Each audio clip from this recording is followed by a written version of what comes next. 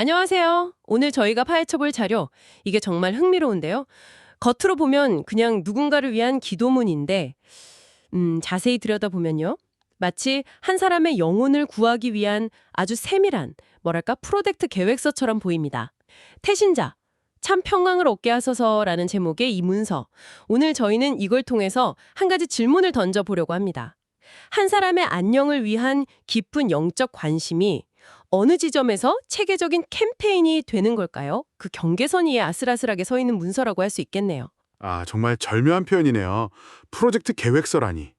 사실 이 문서는 한국 기독교 문화의 독특한 실천인 태신자 품기가 뭔지 아주 적나라하게 보여주거든요. 태신자 품기요?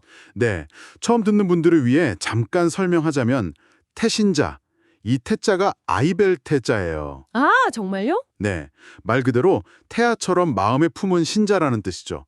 아직 신앙이 없는 누군가를 전도 대상으로 정하고 그 사람을 위해서 정말 아이를 뵌 엄마처럼 집중적으로 기도하고 관계를 맺는 겁니다. 와우. 단순한 관심이 아니라 엄청난 시간과 감정을 쏟아붓는 아주 의도적인 관계 맺기라고 할 수 있습니다. 바로 그 의도성.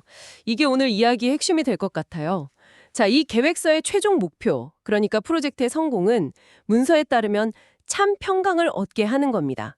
근데 이 문서가 시작부터 아주 단호하게 선을 딱 긋더라고요. 세상이 주는 평안과 신이 주는 평안은 완전히 다른 거다 이렇게요. 요한복음 9절을 인용하면서 내가 너희에게 주는 것은 세상이 주는 것과 같지 아니하니라 라고 못을 박아요. 이 둘의 차이가 도대체 뭘까요? 이거 신학적으로 딱딱하게 설명하기보다 비유를 들어보면 훨씬 와닿을 거예요. 아, 네, 좋습니다. 세상이 주는 평화는요, 맑고 화창한 날 해변에 누워있는 것과 같아요. 해변이요? 네, 날씨가 좋으면 완벽하게 평화롭죠. 하지만 구름이 끼고 폭풍우가 몰아치면 그 평화는 순식간에 사라져버립니다. 아, 전적으로 외부 조건에 달려있는 거죠. 상황이 좋아야만 느낄 수 있는 평안. 그런 거군요. 그럼 신이 주는 평안은요? 그건 심의 잠수부가 되는 것과 비슷합니다. 심의 잠수고요? 네, 수면 위에서는 허리케인이 몰아치고 파도가 집어삼킬 듯이 덮쳐도 수심 한 30m 아래로 내려가면 완벽한 고요와 평온이 존재하잖아요. 그렇죠, 그렇죠. 주변 환경과 상관없이 유지되는 내면의 깊은 안정감. 성경에서 말하는 샬롬이 바로 그런 개념입니다. 이 문서는 바로 그 차이를 말하고 있는 거예요. 날씨에 유존하는 평안이 아니라 폭풍우 속에서도 고요할 수 있는 법을 알려주겠다는 거죠. 와, 그 비유 정말 확실하게 와닿네요. 그럼 이 기도문을 쓴 사람은 기도 대상자인 김정아 씨가 지금 저 폭풍우 치는 해수면에 있다고 보는 거군요. 문서에 사람의 위로나 육신적인 만족은 또 다른 욕구를 낳을 뿐 이러면서 참 평강을 맛보지 못했다고 딱 단정하는 걸 보면요. 근데 이건 사실 굉장히 큰 가정이잖아요. 다른 사람의 내면 상태를 그렇게 확신하는 게 가능한 일일까요? 맞습니다. 그건 외부에서 봤을 땐 엄청난 가정이자 단정일 수 있죠. 바로 그 지점이 신앙의 영역과 비신앙의 영역이 충돌하는 지점이기도 해요. 아, 이 기도문을 쓴 사람의 관점에서 보면 그 심해의 고요함이라는 건 특정 신과의 관계를 통해서만 접근 가능하다고 믿는 겁니다. 그렇기 때문에 아무리 그 사람이 겉으로 평안해 보여도 그 관계가 없다면 그건 해변의 평안일 뿐 진정한 심해의 평안은 아니라고 확신하는 거죠. 그렇군요. 이건 뭐 오만함이라기보다는 그들의 신념 체계가 작동하는 방식이라고 이해해야 합니다. 알겠습니다. 그러니까 목표는 명확하네요. 김정아 씨를 심해 잠수부로 만드는 것. 자, 그럼 이제 어떻게 그 목표를 달성할 것인가? 즉, 구체적인 실행 계획이 나와야겠죠. 그리고 바로 여기서 제가 이 문서를 보다가 거의 소름이 돋았던 부분이 나옵니다. 가슴으로 품은 태신자 변화 체크라는 항목인데 이게 정말 기도문이라기보다는 무슨 영업실적 관리표 같아요. 그렇죠. 갑자기 분위기가 확 바뀌죠. 네, 맞아요. 동적이고 추상적인 이야기에서 아주 구체적이고 측정 가능한 행동 지침으로 넘어가니까 좋은 관계를 위해 전화 또는 직접 만나면 얼마나 하셨나요? 태신자에게 어떤 친절을 베풀었나요? 이런 질문들이 나오죠. 네. 이건 기도가 단순한 마음의 소원을 넘어 실제적인 노력과 결합해야 한다는 걸 보여주는 아주 중요한 부분입니다. 사랑이나 관심을 체계화하는 과정이라고 볼 수도 있겠네요. 사랑의 체계화라. 저는 좀 다른 비유가 떠올랐어요. 이걸 뭐 밭을 갈고 돌을 골라내는 과정이라고 볼 수도 있겠지만 솔직히 저는 현대 마케팅의 리드 너처링 과정이 생각났거든요. 아, 리드 너처링이요? 네. 잠재 고객의 마음을 열기 위해 꾸준히 접촉하고 유용한 정보를 주면서 관계를 쌓다가 결정적인 순간에 구매를 유도하는 거죠. 특히 친절을 받아들이는 태신자의 태도는 어떻게 변하던가요? 이 마지막 질문은 이건 거의 고객 반응을 체포하는 수준 아닌가요? 이런 접근 방식이 좀 불편하게 느껴질 수도 있을 것 같아요. 충분히 그렇게 느낄 수 있습니다. 말씀하신 마케팅 캠페인이라는 비유가 외부자의 시선에서는 굉장히 날카롭고 정확한 지적일 수 있어요. 네네. 여기서 핵심은 동기의 차이라고 할 수 있겠죠. 마케팅의 궁극적인 목표는 상품 판매나 이윤 창출이지만 이 문서 작성자가 믿는 동기는 영혼 구원이라는 그들이 생각하는 가장 가치 있는 선물을 주기 위함이라는 거죠. 아, 물론 그 선물이 상대방에게도 선물로 느껴질지는 별개의 문제지만요. 이 체크리스트는 그 동기를 가진 사람이 길을 잃지 않도록 자신의 노력이 올바른 방향으로 가고 있는지 스스로 점검하게 만드는 내비게이션 역할을 하는 셈입니다. 그렇군요. 동기가 순수하다고 해도 그 방법론이 주는 서늘함이 있는 것 같아요. 내 친절에 대한 당신의 태도 변화를 나는 기록하고 있다는 거니까요.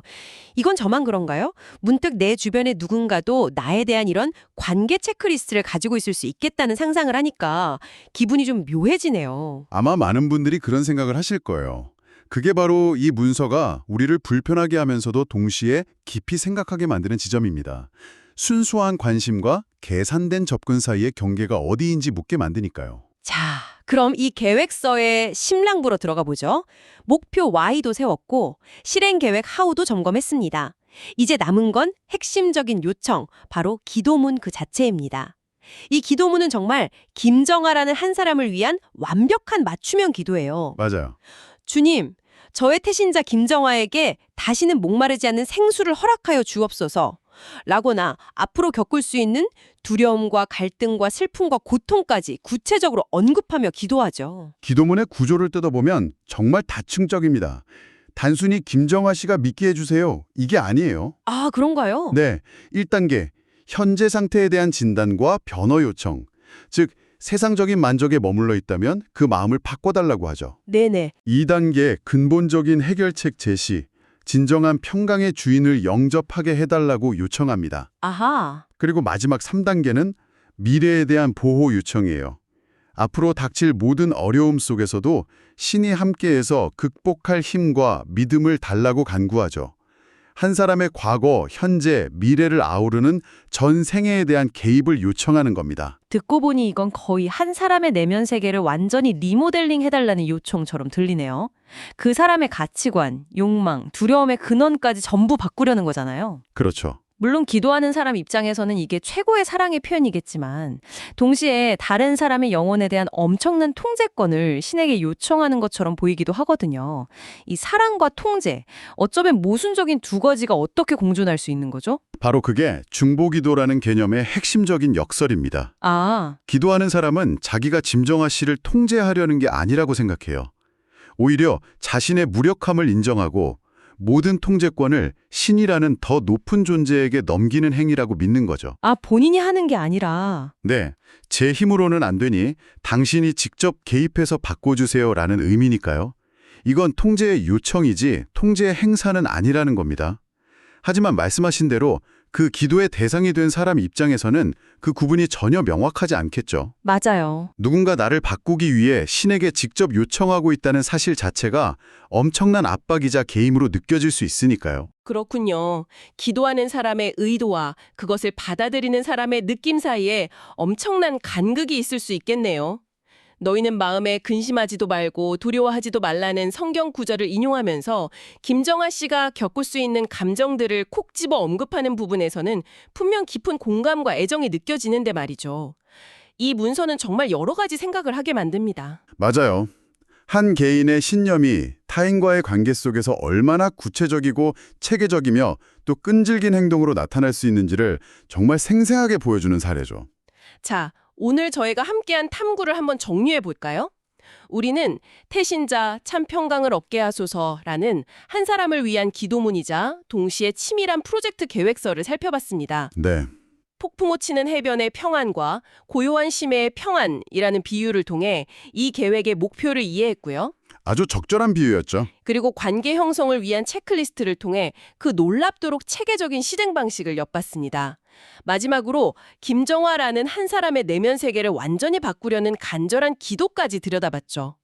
추상적으로만 느껴졌던 신앙이 실제 삶에서 누군가를 향한 전략으로 어떻게 구현되는지 볼 수 있는 아주 흥미로운 시간이었습니다. 오늘 나눈 이야기의 핵심을 정리하자면 이 문서는 신앙이 지극히 개인적인 체험인 동시에 엄청나게 관계지향적인 미션이 될 수 있음을 보여준다는 겁니다. 네네. 특히 태신자라는 개념은 한 사람의 영적인 안녕에 대해 다른 사람이 마치 부모처럼 깊은 책임감을 느끼는 문화를 반영해요.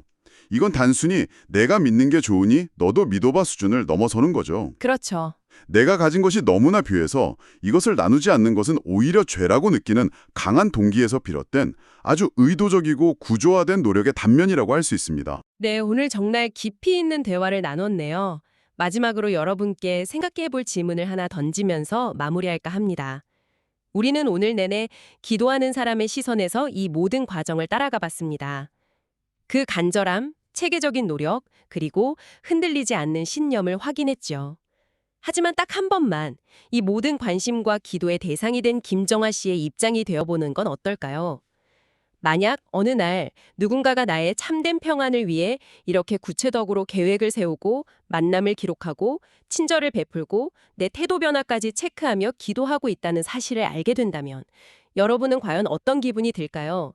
지극한 사람에 감동하게 될까요? 아니면 잘 짜인 계획에 대사게 되었다는 사실에 서늘함을 느끼게 될까요?